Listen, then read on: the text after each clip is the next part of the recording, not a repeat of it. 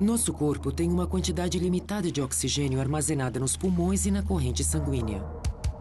Mas se Maria não subir à superfície, ela perderá a consciência em apenas 2 minutos.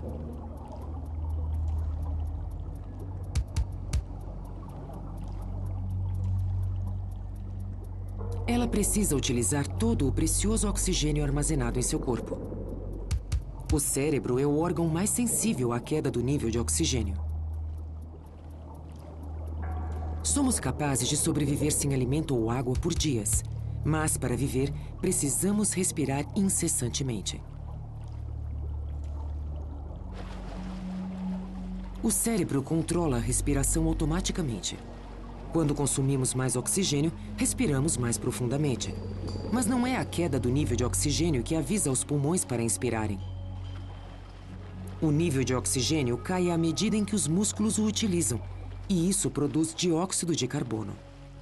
É o acúmulo desse gás no sangue que avisa ao cérebro que o corpo precisa respirar mais intensamente.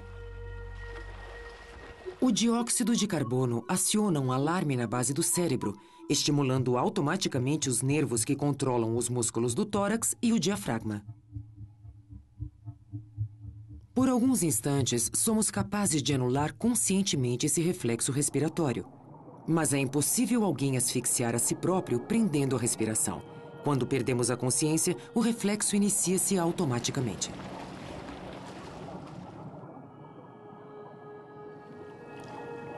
Tentar ampliar as capacidades naturais é uma característica intrinsecamente humana.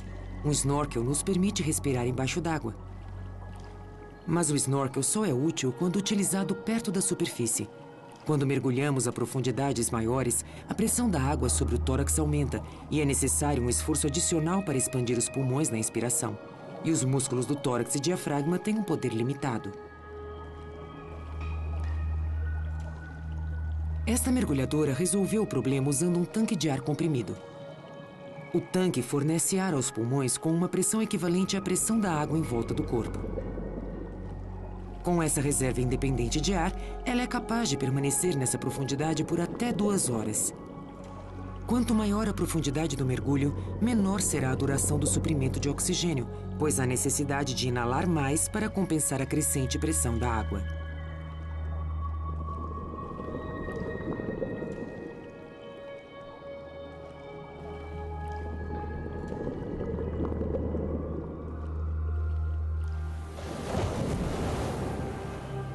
Os mergulhadores conseguem trabalhar até a 300 metros de profundidade, onde a pressão chega a quase 35 quilos por centímetro quadrado. A baixa pressão em grandes altitudes também causa problemas devido à escassez de oxigênio.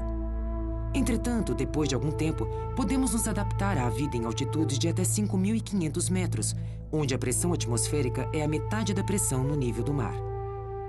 Nosso corpo reage, produzindo mais glóbulos vermelhos e criando mais capilares para melhorar o fluxo sanguíneo nos músculos. Acima de 9.100 metros, o ar é muito rarefeito para ser inalado. Por isso, o interior de um avião é pressurizado. Caso contrário, os passageiros sofreriam com a escassez de oxigênio. 3, 2, 1... Nesta simulação de uma súbita queda de pressão, o vapor de água se condensa formando uma névoa. Nessa experiência, nossa voluntária foi suspensa a 7.300 metros em apenas 3 segundos. 2 de espadas, 6 de paus, coringa. Identificar as cartas do baralho testa a agilidade mental da voluntária. Embora esteja se sentindo bem e confiante, ela começa a errar depois de apenas 1 minuto. Rei de ouros, 7 de ouros. Suas células cerebrais são as primeiras a sentir a falta de oxigênio. A hemoglobina em seu sangue é incapaz de absorver o oxigênio suficiente do ar rarefeito e não consegue impedir que as células cerebrais sofram com a falta de oxigênio.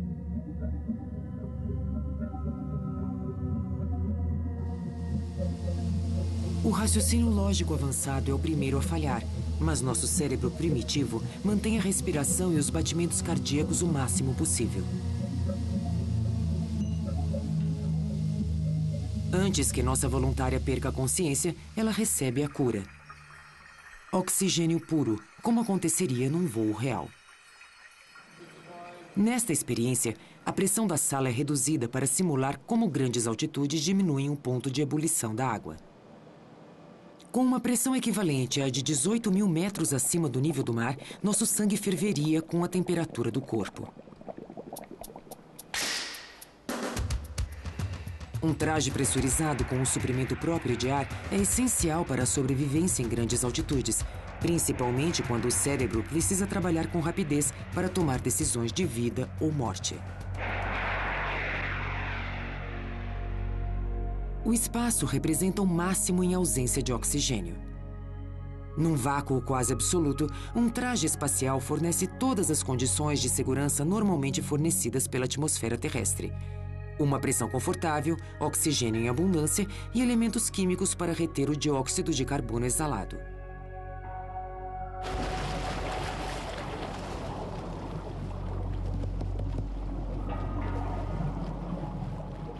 John nadou quase 1,5 quilômetros. Agora inicia sua última volta.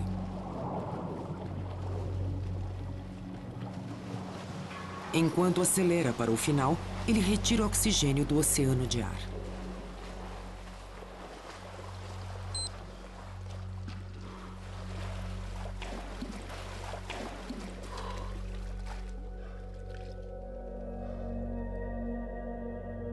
Ele retira do ar o oxigênio, que é o combustível de seus músculos.